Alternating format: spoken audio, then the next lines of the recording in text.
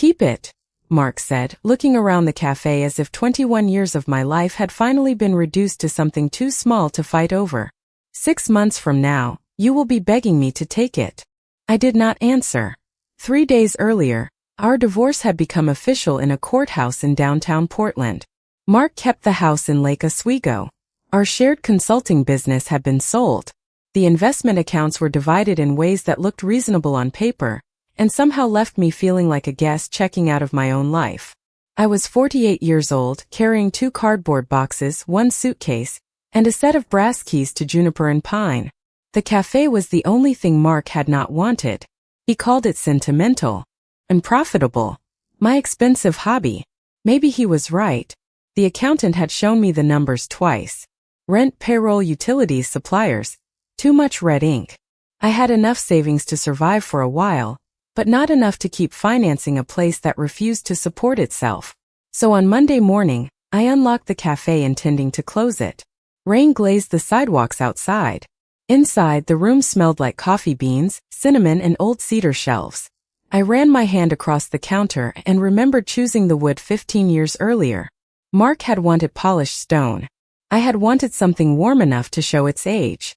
For once I had one. By noon I had called the equipment broker. By 3 I had started sorting receipts. At 4:45, I flipped the sign on the door to closed. The bell rang before I could lock it. I am sorry, I said without looking up. We are closing. I can leave. The voice was female. Low. Gentle. I looked up. She appeared to be in her early 50s, with dark brown hair threaded naturally with silver and a navy raincoat damp at the shoulders. She held herself with the tired composure of someone accustomed to functioning even when she would rather stop. No, I said. I meant for the day. Coffee. Her smile was small. Black, please. Anything to eat? Her eyes moved toward the glass case. Only 2 slices of lemon cake remained. That. Something in her expression changed when I placed the cake on a plate, but she looked away before I could understand it. She chose table 7 by the front window. I knew the table numbers because I had ordered the little brass markers myself. Mark had called them unnecessary. I made her coffee, then returned to my receipts. For 20 minutes, neither of us spoke.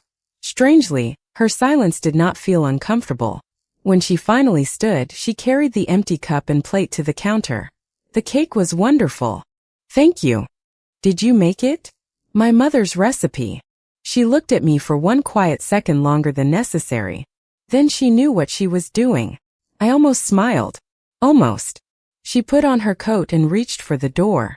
Wait, I said. You forgot your change. Keep it. Those 2 words should have reminded me of Mark. Somehow in her voice they sounded completely different. She stepped outside, then turned beneath the awning. Rain softened the street behind her. Please do not close this place, she said. My hand stopped over the register. What? The cafe. Before I could ask another question, she gave me that same quiet smile and walked into the rain. I stood behind the counter staring after her. The equipment broker was scheduled to arrive Wednesday morning. I had told no customers. I had posted nothing online. Even my employees thought I was only reviewing expenses. There was no reasonable way that woman could have known I was planning to close Juniper and Pine. And yet somehow she did. The woman returned the next morning at 8:17. I noticed the time because I had been staring at the clock, which annoyed me more than I wanted to admit. She shook rain from her umbrella, gave me the same quiet smile, and walked directly to table 7. Black coffee? I asked. You remembered. You were here yesterday. Still counts. I poured her coffee and tried to sound casual. I never got your name. Natalie Brooks. Becca Sullivan. Her eyes warmed. I know. I stopped with the coffee pot in my hand. You know. Your name is printed on the menu. She pointed toward the bottom corner and I felt ridiculous. Right. Natalie smiled. Were you expecting something more mysterious? After yesterday, maybe. She did not ask what I meant. Instead, she ordered lemon cake. When I placed it before her, she looked at the slice for several seconds before taking a bite. Her expression softened, then tightened. She blinked quickly and reached for her coffee. Are you all right? Yes. Her voice was quieter. It tastes exactly the way I remember. Before I could ask what she meant, the morning rush arrived. For the next 2 hours I barely had time to think. At noon my accountant, Susan, came through the door carrying a folder thick enough to ruin anyone's appetite. We sat at the back table while she walked me through the numbers again. You have approximately 6 months, she said. Maybe 7 if winter is strong. After that, you either need higher revenue or you need to stop putting personal savings into this place. I looked around the cafe. The handwritten menu boards had been replaced years ago with sleek printed signs because Mark thought they looked more professional. The local pottery mugs had disappeared for the same reason. Even my mother's lemon cake had almost vanished from the menu because Mark said it was old-fashioned. I suddenly wondered how much of Juniper and Pine had become his idea of success instead of mine. Give me 6 months, I said. Susan studied me. Are you sure? For the first time in weeks, I answered without imagining what Mark would have said. Yes. That afternoon I canceled the equipment broker. Then I found the old chalkboards in the storage room.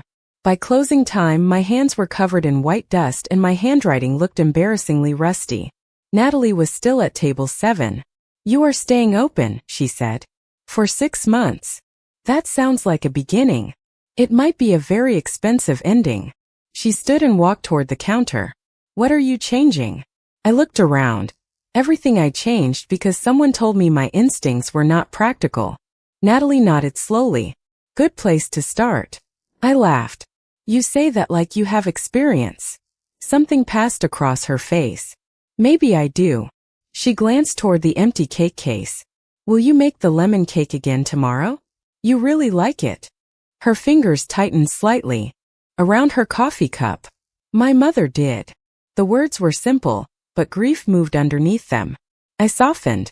I am sorry. Thank you. Natalie looked toward table 7, then back at me. She used to say some places make hard days easier.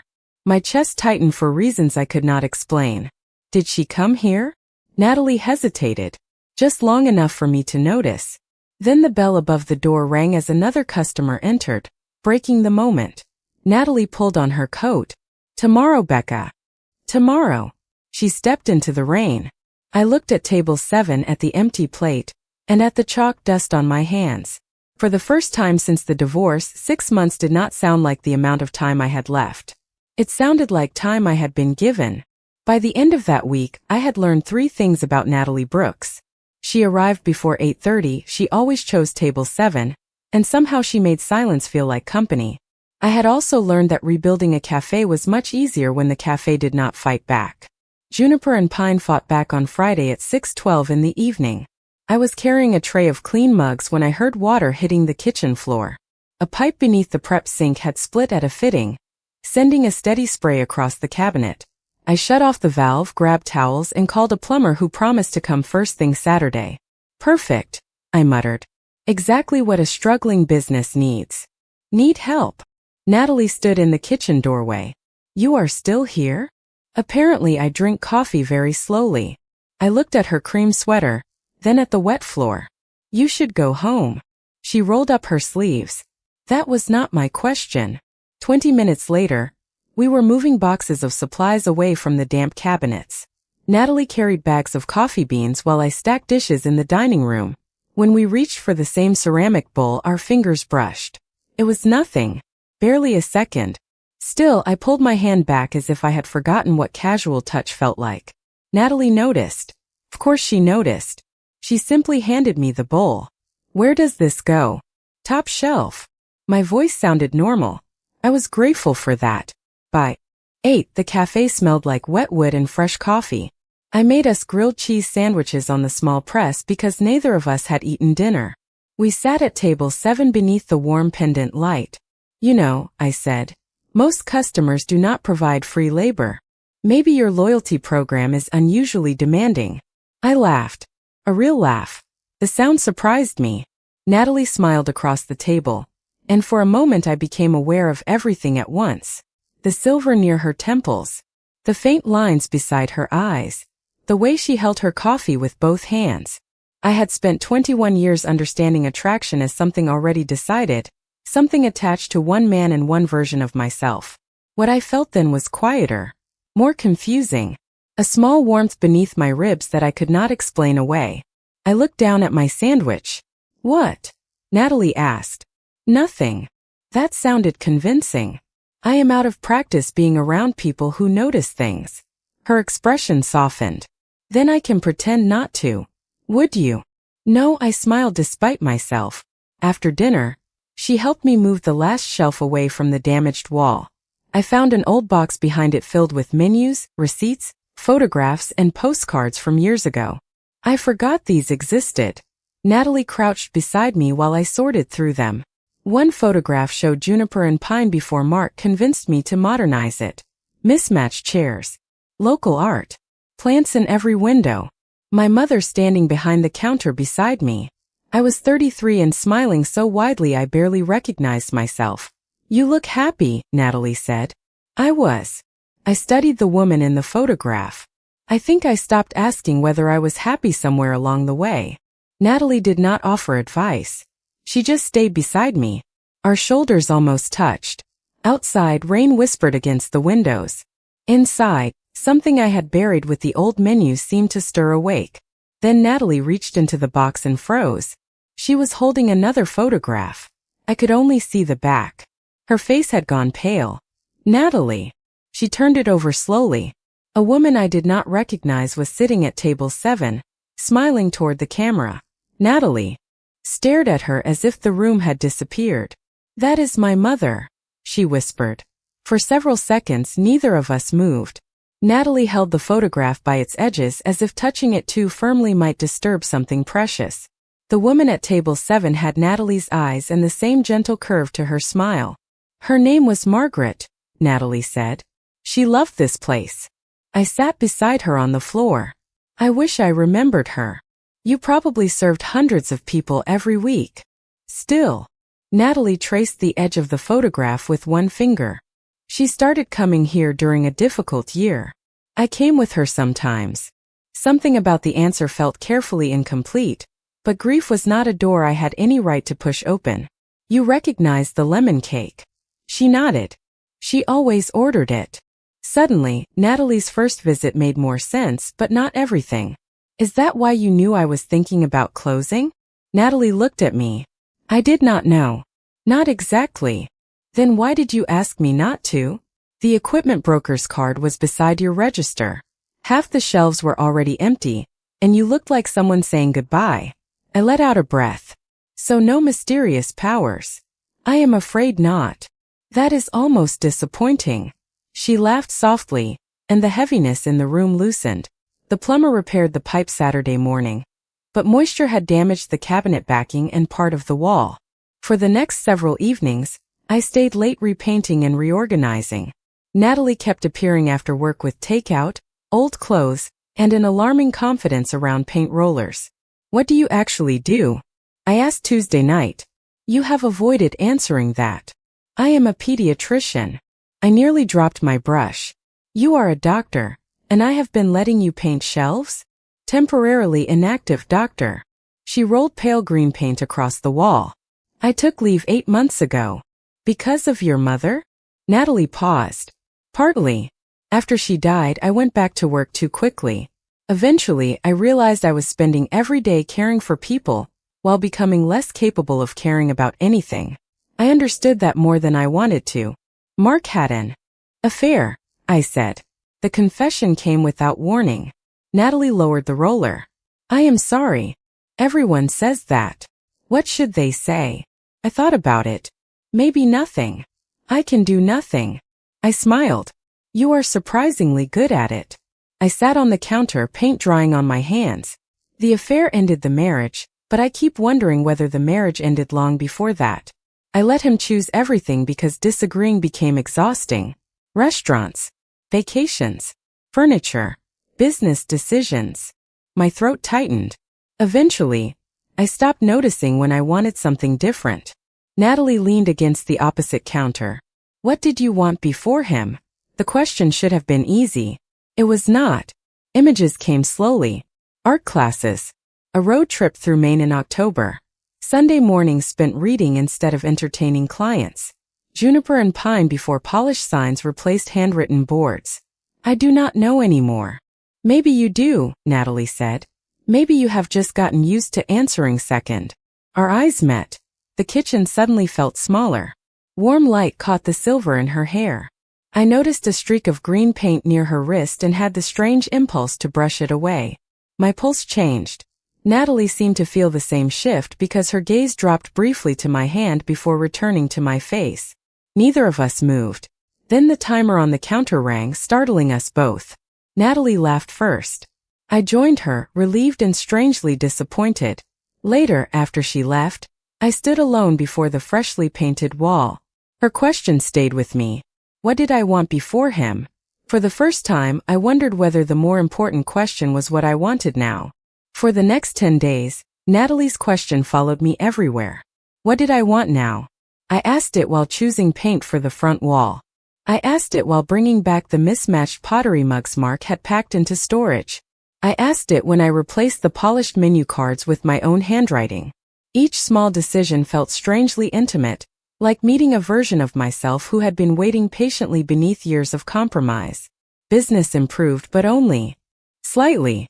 Natalie still came almost every morning. Some evenings she stayed after closing, and our conversation stretched longer than the work required.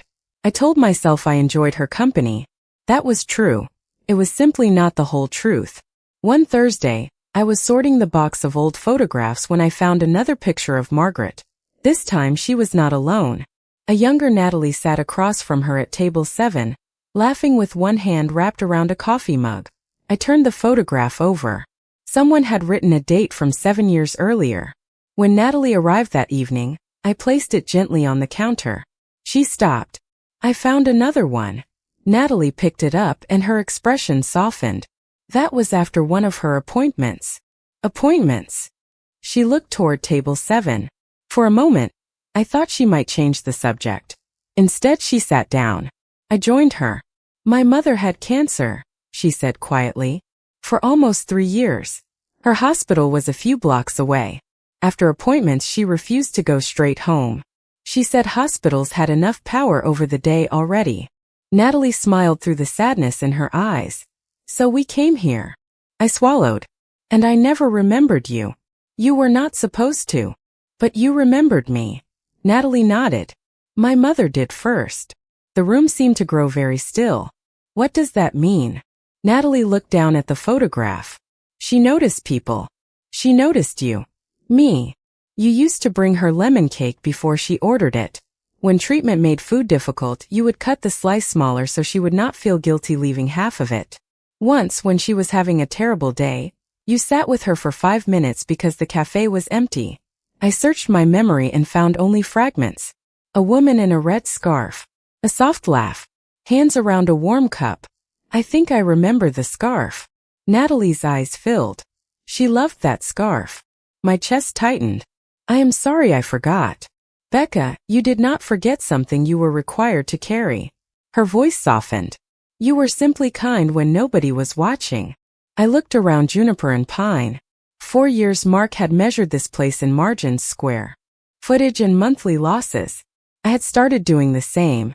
Natalie reached into her purse and removed a folded piece of paper, worn along the creases. There is something else. She opened it carefully. It was a handwritten note. Margaret's handwriting. Natalie read the final sentence aloud. That woman behind the counter does not know it, but she makes hard days feel survivable. I could not speak. Natalie met my eyes. That is why I came back after my mother died. I wanted to see whether this place still felt like her. Did it? At first, yes. She paused. Then it started feeling like something else. My pulse quickened. What? Natalie's gaze held mine, warm and unguarded. You. The word settled between us. Not a confession exactly. Something quieter. More dangerous because I wanted to hear it again. I looked at her hand resting on the table, only inches from mine. This time when our fingers touched, neither of us moved away.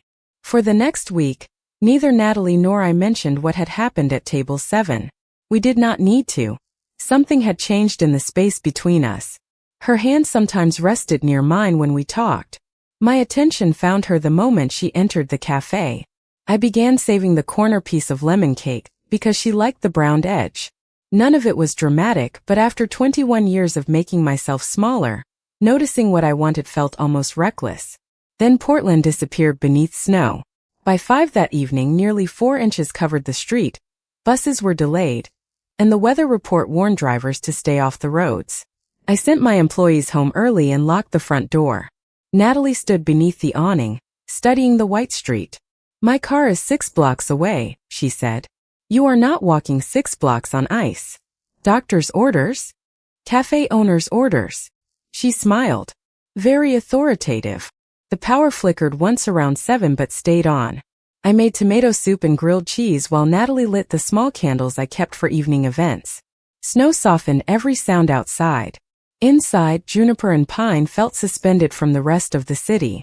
We sat at table 7, naturally now, as if every other chair belonged to someone else. "Can I ask you something?" Natalie said. "You usually do. What do you want, Becca?" I laughed quietly. "You really refuse to let that question go. Neither do you." I looked toward the windows. "I want this place to survive. That is one thing. I want to take that trip to Maine, too." I smiled. "I want to paint again. I want Sunday mornings without feeling guilty for doing nothing useful. I want to stop hearing Mark's opinion every time I make a decision." Natalie waited. She always knew when I had not finished. My heartbeat became louder in the silence. "And right now?" she asked. I looked at her. Warm candlelight moved across her face. Silver threaded through her dark hair. Her eyes held mine without expectation. I knew what I wanted. The realization frightened me because it was not something I had imagined wanting before. "I want to know what this is," I said.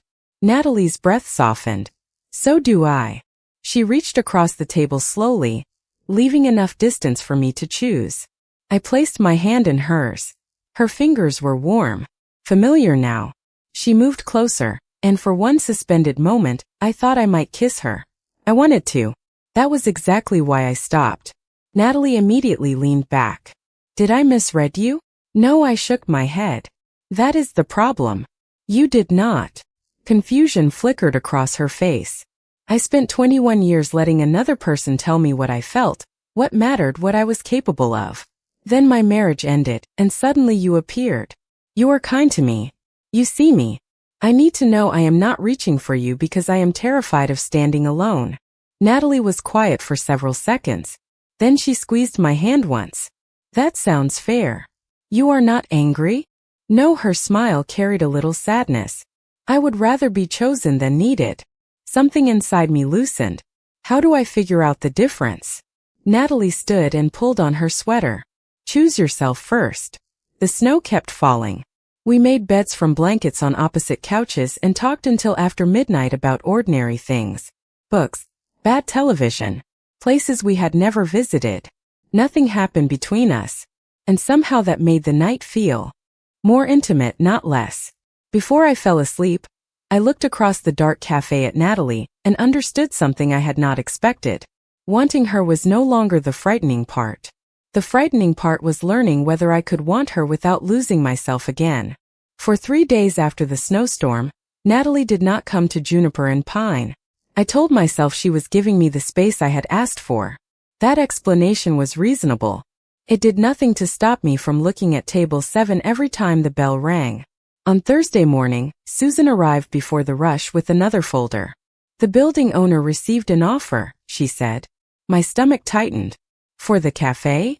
"For the entire property. The current owner intended to sell, and my lease had less than 5 months remaining. A new landlord could renew it, or raise the rent beyond anything I could afford, or decide a cafe did not belong here at all. I stared at the handwritten menu, the pottery mugs, the plants returning to the windows. I had only just begun recognizing this place again. By noon, Natalie finally walked in. Relief moved through me before I could hide it. Then I noticed the expression on her face. "What happened?" I asked. "The hospital called." She removed her coat slowly. "They offered me a position in a new pediatric program." "That is good, is it not?" "It could be." "When would you start?" "Next month." My chest tightened. Café. Lease. Natalie. Everything suddenly felt temporary. So you are going back? I have not decided. You should. Natalie studied me. That sounded less like encouragement and more like dismissal. I am trying to be practical. About my career? About this. I gestured between us before I could stop myself. Her expression changed. I thought we agreed you needed time. Ido. Then take it. And what happens when you leave? I said I have not decided. People always decide eventually. The bitterness in my voice sounded too much like fear. Natalie became still. This is not about the hospital. I looked away. The building is being sold. I might lose the cafe. Understanding crossed her face. She stepped closer. Becca, I am sorry. Do not. Do not. What? Do not become another thing I am waiting to lose. Silence filled the space between us. I knew immediately that I had hurt her, but pride held my apology behind my teeth. Natalie nodded once. I cannot promise you that nothing will change. I know. And I cannot prove you are safe by making every decision around your fear. Her voice remained gentle, which somehow made it harder. I know that too.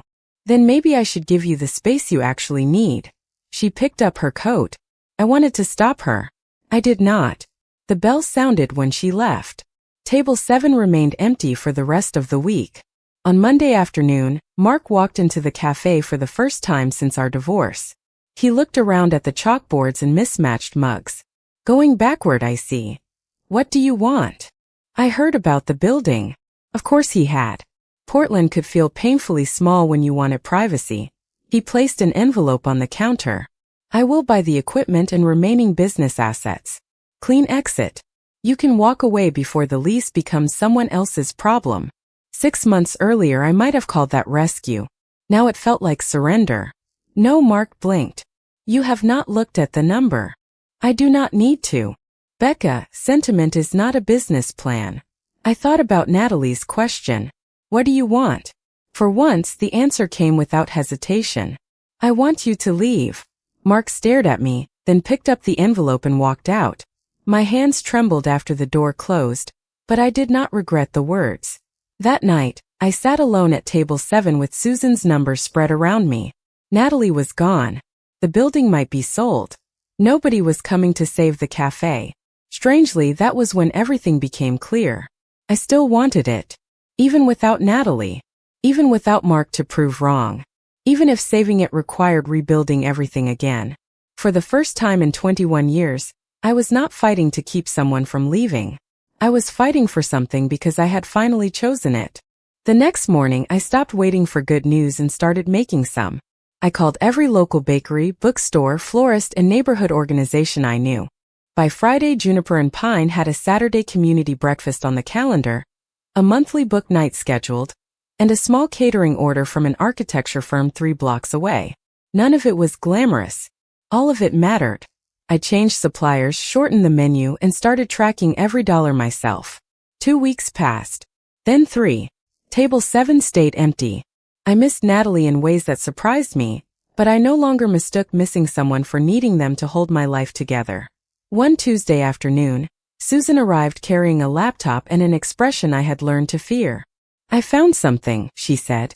That sentence has never improved my day. This might.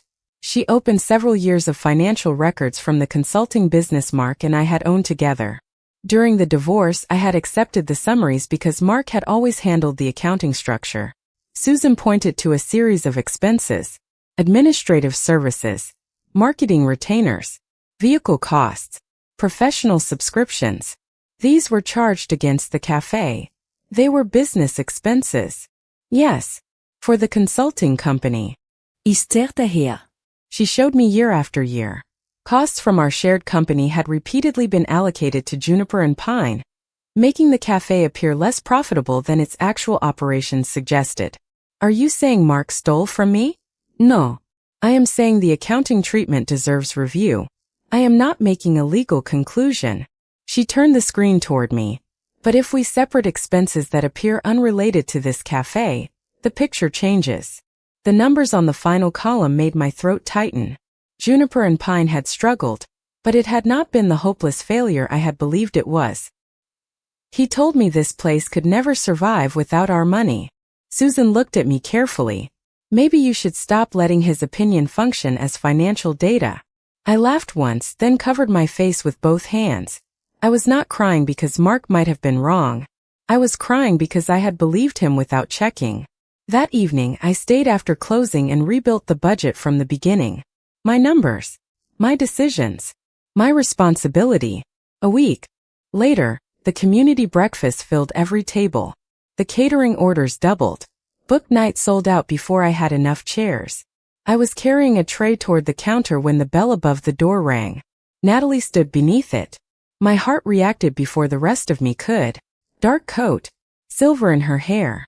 That familiar careful smile. She looked toward table 7 then back at me.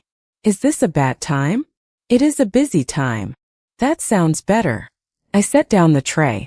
Did you take the hospital position? Part of it. 3 days a week. I negotiated the rest. I smiled despite myself. Look at you making choices. I had a good example. The words landed gently. Natalie, I owe you an apology. You were scared. That explains it. It does not excuse it. She nodded. I liked that she did not rush to make me feel better. I thought losing you would prove I could not handle another loss, I said. But I needed to learn that I could miss you and still stand. Natalie's eyes softened. And can you?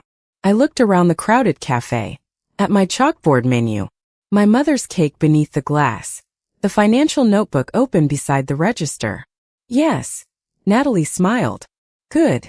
I waited for her to offer help, money, a solution, anything that would turn this into another rescue. She did not. Instead, she reached into her coat pocket and placed $5 on the counter. Black coffee, please. I laughed. Anything else? Her gaze held mine. Not until you are ready. I poured her coffee and watched her walk to table 7. For the first time, seeing her there did not feel like someone had returned to save me. It felt like someone I might finally be ready to choose. 6 months after I almost closed Juniper and Pine, I stood behind the counter on a Friday evening and watched every table fill. The building had been sold, but the new owner was a local property company that wanted the cafe to remain part of the neighborhood. Susan helped me negotiate a 3-year lease with increases I could actually plan for.